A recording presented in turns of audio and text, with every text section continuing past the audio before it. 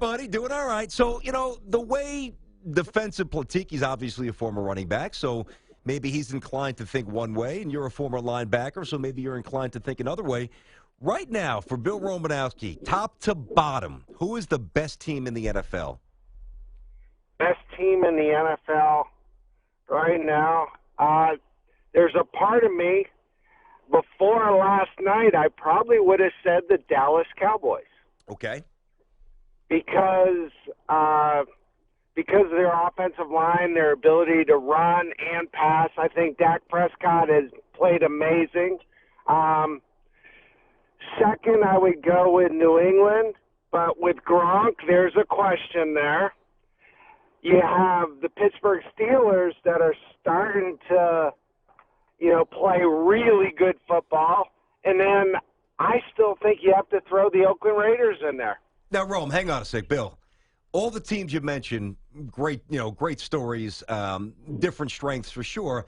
How in the world could you not even mention the Kansas City Chiefs? What do the Chiefs have to do to get a little respect around here, I know, Bill? even though they're good, they're not on the top of anybody's mind. They beat your Raiders twice, and you say the Raiders and not the Chiefs. Yeah, here's the problem. It's Alex Smith. I don't like when I look at teams that are going to make a run, I really look at the quarterbacks, and Alex Smith is not a guy to me that is going to win in the playoffs. When you need to score, he's going to be a guy that's going to be dinking and dunking, and they're going to have to run the football, but he's not going to take you down and win a game for you. And you can just look at the amount of touchdowns that the guy throws and look at his passer rating. He is a good, solid game manager, not a game winner. Yeah, but Romo, you know this, and you're a defensive guy, man. Defenses have won championships over the last couple of years. I know we romanticize the offensive side of the ball, but you know as well as I do with the Broncos, the Seahawks, and even the Pats in the year they beat the Seahawks. It's been about defense and playing good football on that side of the ball. The Chiefs have as good of one in the National Football League. Special teams. I mean, you good got to coach. give them credit for that. Yeah, no, they are good, and what they do on defense is they make plays. Yes. So I like that part of them. But, guys, it still comes down in a football game, in the playoffs, when you need your quarterback to take you down, because everybody's going to be good. Everybody's going to be fired up. Everybody's going to know intimately what the other team is going to do and how they're going to attack them.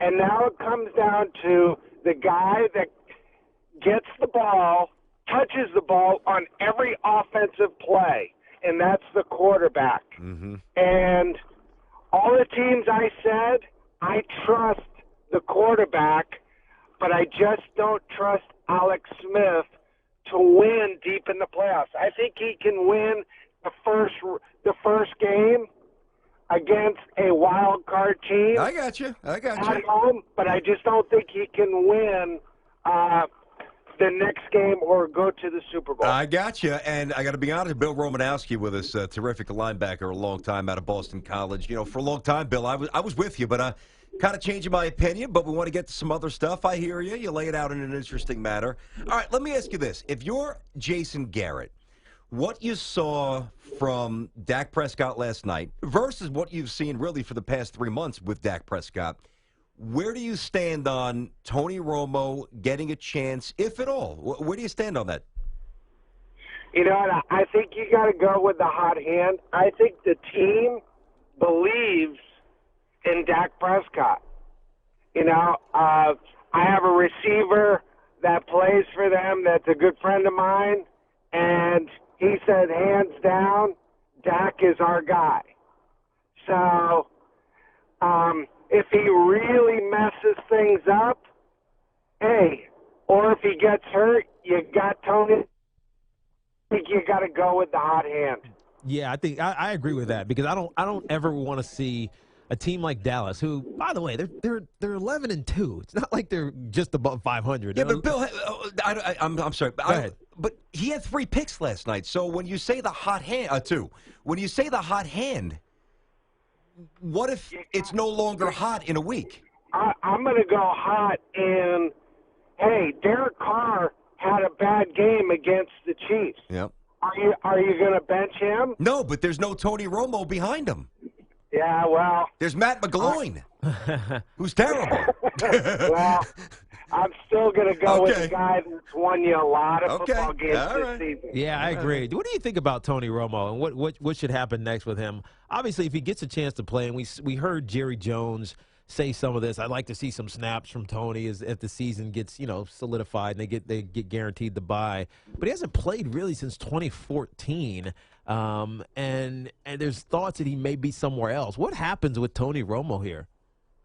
What is wrong with him being a backup for another 2-3 seasons? Nothing to me. I really do believe that's what he ought to do. Even though he's making too much money to do that.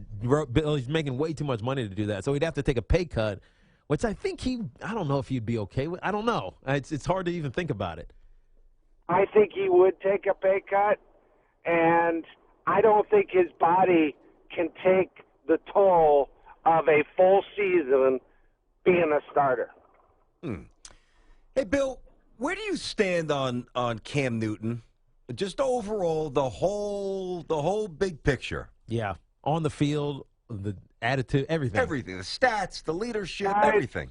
I truly, after what I saw at the Super Bowl and what I've seen this year, one thing that really bothered me is this year when he started saying, man, it's just not fun anymore. It's starting to really hurt.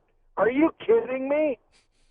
When I heard those words come out of his mouth, this is the leader of your football team.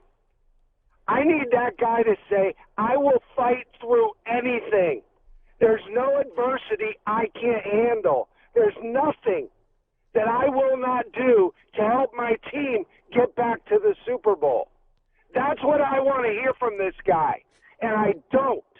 And it bothers me. That's why we asked, Billy. Does it bother you that he doesn't wear a tie? That he doesn't wear a tie and gets benched? I love when Romo gets fired up. I know. I love awesome. it. He gets fired up like a maniac. Bill Romanowski with us here on Tiki and Tierney. It's interesting. We talk about this the South and particularly Cam Newton, but the Buccaneers, they're doing it in a unique way, and it's going to play out interestingly with the Atlanta Falcons because they're tied right now. The Bucs, I think, have a better defense. Jameis Winston has turned into a really good quarterback. Who do you think ultimately comes out of the South? Because I think only one team is making the playoffs out of them. You know, I think you're right. I like Atlanta, and I like Matt Ryan. And ultimately, I'm going to go with Kyle Shanahan being the offensive coordinator. I like the way he calls plays. And they were out here, and they did a job on the Oakland Raiders, and they basically out-coached, and it really came down to the offensive play calling. So I give the edge to the Atlanta Falcons. Hey, Bill, you're obviously close to the Niners, having played for them for a bunch of years. Trent Baalke, I mean, it's really become an unmitigated mess. That stadium was basically empty yesterday. Chip Kelly, who knows? Kaepernick, who knows? How do they get this not even right? Because I feel like they're 2 or 3 steps away from even getting it right. But how do they get this in the right direction of making it right? You know what? There's been rumors flying around about Mike Shanahan. And there were rumors last year. I know Mike interviewed for the job last year. I had heard this come out of upper management saying, if we had Mike Shanahan, we have a chance to go to the Super Bowl. Wait, last year? Yeah. Well, maybe that's the problem. Maybe that's the problem in itself. If they thought with last year's team? Wow. Are they crazy? Yeah. But with that being said, I do feel like they need stability there. They need someone that really knows what it takes to build a world championship football team. Hey, they had a good run, and you got to give them credit for that. Mm-hmm. If now they've got to draft well, and they need to bring in a couple really good free agents. And I think Bulky has run his course. Mm-hmm. It looks like, he'll be out after this year. They don't have a quarterback, guys, and that is a really big problem.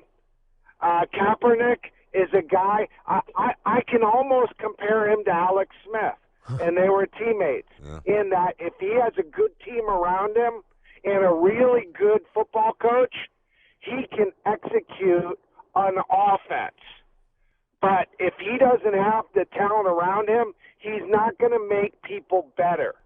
And that's the problem with Colin. What you want in a quarterback is a guy that makes everybody better around you.